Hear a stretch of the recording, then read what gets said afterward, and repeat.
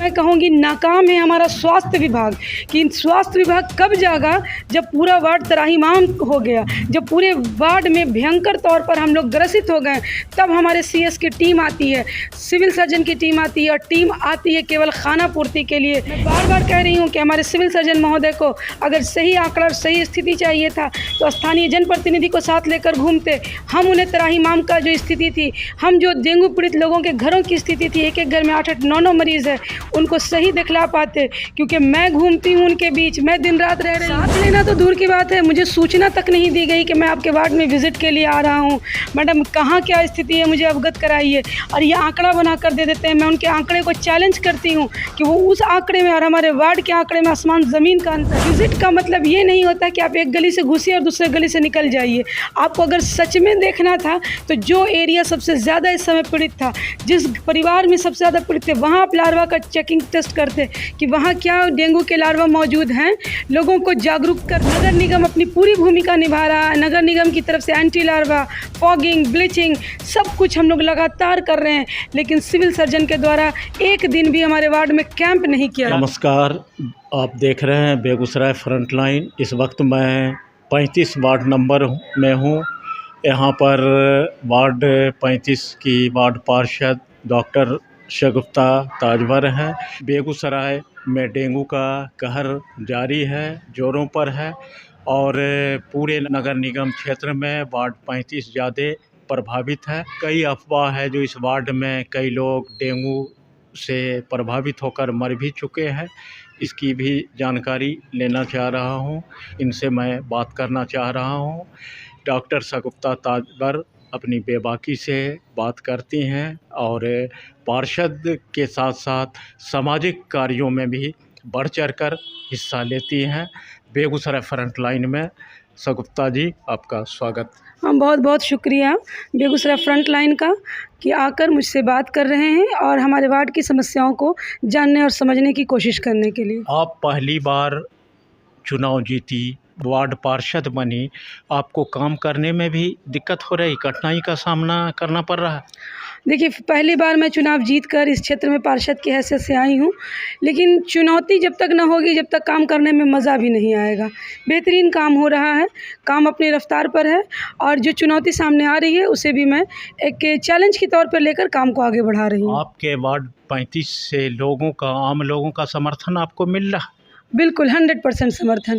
मैं लोगों के समर्थन से चुनाव जीती भी हूँ और लोगों के समर्थन के साथ ही अभी काम भी कर रही हूँ और मुझे हर मौके पर मेरे वार्ड की जनता समर्थन देकर, हौसला अफजाई करके मुझे काम करने के लिए प्रोत्साहित भी करती है। आपके वार्ड बने, पार्षद बने 9 महीना हो गया। 9 महीना में कैसा काम हुआ? देखिए, इस 9 महीना में अभी तक मेरा वार्ड ही नहीं, पूरे नगर निगम में कहिए कि टेंडर का काम या विभागीय काम, सड़क नाले का काम अब चालू हो रहा है। अभी तक इससे पहले तक हम लोग योजना ही बना रहे थे, काम चालू हुआ नहीं था। लेकिन जो काम हमारे ज़िम्मे मिला, साफ़ सफाई, नाला की उड़ाही, जल निकासी देखना, उसके अतिरिक्त जैसे जो वार्ड में जन्म मृत्यु प्रमाण पत्र वगैरह बनता है उसकी देखरेख हो गई। तो इन तरह के सारे कामों को हम लोग सुचारू रूप से 9 महीना से कर रहे हैं। अभी डेंगू आया है, डेंगू बहुत बड़ी महामारी है। आपका वार्ड डेंगू महामारी के चपेट में है। निगम क्षेत्र में 35 वार्ड चर्चा में है, जो सबसे ज़्यादा मरीज 35 वार्ड में ही है। क्या? बिल्कुल सही सूचना है, क्योंकि आंकड़ों के अनुसार यदि देखिए या आसपास के माहौल को देखिए तो पूरे बेगूसराय में सबसे ज़्यादा डेंगू का प्रकोप जिसने झेला वो है वार्ड 35।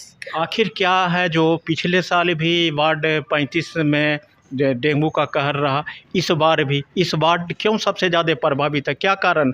देखिए, इसके कारण पे अगर हम लोग जाएं तो इसमें तो रिसर्च का विषय है। ये जो हमारा वार्ड नंबर 35 है बहुत ज़्यादा कंजस्टेड बसा हुआ है। यहाँ पर वाटर लॉगिंग की समस्या तो नहीं है, लेकिन हर घर में रेफ्रिजरेटर यूज़ हो रहा, एसी, कूलर, और हम सब जानते हैं कि डेंगू के मच्छर गंदे पानी में नहीं साफ़ पानी में होते हैं। तो कहीं ना कहीं हमारे द्वारा यूज़ किया जाने वाला कूलर इसका घर बना हुआ है। रेफ्रिजरेटर के पीछे जो वाटर के लिए बॉक्स होता है उसकी समय पर लोग सफाई नहीं कर रहे हैं, उसमें मच्छर पनप रहा है। एसी से निकलने वाला पानी जो स्टोर हो रहा है और उसको नहीं सही से उसका निष्पादन किया जा रहा है बहाकर। तो ये सारी चीज़ें डेंगू का वाहक है, डेंगू को एक घर देता है पनपने के लिए, क्योंकि इन सभी साफ़ पानी में डेंगू का लार्वा सबसे ज़्यादा पाया जाता है। और हमारा पोखरिया जो ये वार्ड नंबर 35 है बहुत ज़्यादा कंजस्टेड है, पतली पतली गलियाँ हैं, एक एक मकान कई कई फ्लोर में और एक ही मकान में कई कई लोग रह रहे हैं। तो इन सारी सुख सुविधाओं का तो हम प्रयोग कर रहे हैं, लेकिन समुचित रूप से उसका रख रखाव ना होने के कारण भी मुझे ऐसा लग रहा है कि डेंगू का प्रकोप बढ़ता जा रहा है। और हम लोग कोशिश कर रहे हैं कि लोगों को जागरूक कर सकें ताकि आगे आने वाले दिनों में वो इस तरह की समस्याओं से ना दो चार हों, वो पहले से ही सतर्क रहें, सुरक्षित रहें। इसके लिए जागरूकता बहुत ज़रूरी है। आपका वार्ड 35 वार्ड में जितने भी प्रशासनिक अधिकारी, निगम क्षेत्र सब 35 वार्ड में ही है, फिर भी इस वार्ड की हालत क्यों ऐसा क्यों बनी हुई? यही तो त्रासदी है कि बेगूसराय का हाट कहिए, ज़िला हेडक्वार्टर कहिए, ज़िला हेडक्वार्टर के सभी प्रशासनिक मुख्यालय इसी वार्ड में हैं, लेकिन फिर भी ज़िला प्रशासन और मैं कहूँगी नाकाम है हमारा स्वास्थ्य विभाग। कि स्वास्थ्य विभाग कब जागा जब पूरा वार्ड त्राहिमाम हो गया, जब पूरे वार्ड में भयंकर तौर पर हम लोग ग्रसित हो गए, तब हमारे CS की टीम आती है, सिविल सर्जन की टीम आती है और टीम आती है केवल खाना पूर्ति के लिए, एक छोर से घुसती है दूसरे छोर से निकल जाती है, अपनी रिपोर्ट दे देती है। मैं बार बार कह रही हूँ कि हमारे सिविल सर्जन महोदय को अगर सही आंकड़ा और सही स्थिति चाहिए था तो स्थानीय जनप्रतिनिधि को साथ लेकर घूमते। हम उन्हें त्राहिमाम का जो स्थिति थी, हम जो डेंगू पीड़ित लोगों के घरों की स्थिति थी, एक एक घर में 8-8 9-9 मरीज़ है, उनको सही दिखला पाते। क्योंकि मैं घूमती हूँ उनके बीच, मैं दिन रात रह रही हूँ। सिविल सर्जन CS जो आए आपके वार्ड में, तो क्या आपको साथ नहीं लिए? साथ लेना तो दूर की बात है, मुझे सूचना तक नहीं दी गई कि मैं आपके वार्ड में विज़िट के लिए आ रहा हूँ। मैडम कहाँ क्या स्थिति है मुझे अवगत कराइए। और ये आंकड़ा बना कर दे देते हैं। मैं उनके आंकड़े को चैलेंज करती हूँ कि वो उस आंकड़े में और हमारे वार्ड के आंकड़े में आसमान ज़मीन का अंतर है। क्या लग रहा है आपके हिसाब से, आप वार्ड पार्षद हैं, कितना आंकड़ा है? आंकड़े की अगर बात कीजिएगा तो 1000 पॉजिटिव रिपोर्ट तो मैं उनको कलेक्ट करके दे सकती हूँ। वो आंकड़ा देते हैं 200 का, 163 का, और मैं उन्हें 1000 पॉजिटिव रिपोर्ट कलेक्ट करके दे सकती हूँ इन हैंड, जिसका मुझे पता है कि वो डेंगू पीड़ित है। इसीलिए ना मैं कह रही हूँ कि आंकड़ों का खेल चल रहा है।